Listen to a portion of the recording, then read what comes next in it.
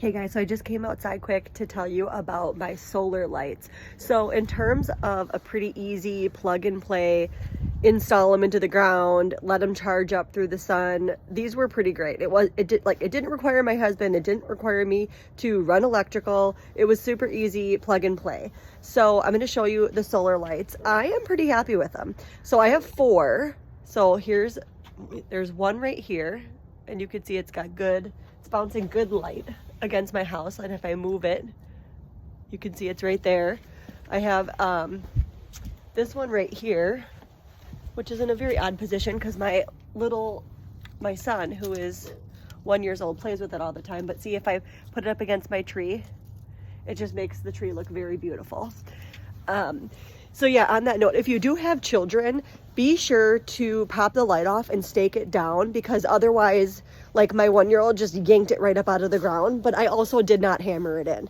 I kind of did this because I didn't know if I wanted to move them at any point.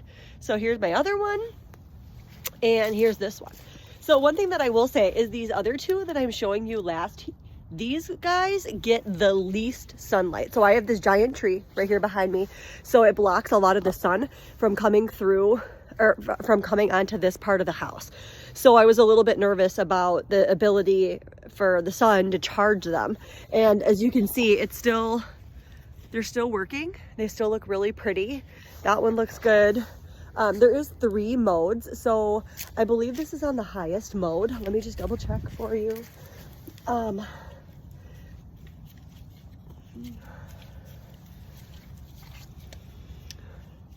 So yeah, this is definitely the highest mode I can see. So that's off. So I just shut it off. Here's mode 1, 2, 3. So 1, 2, 3. So yeah, that's mode number 3.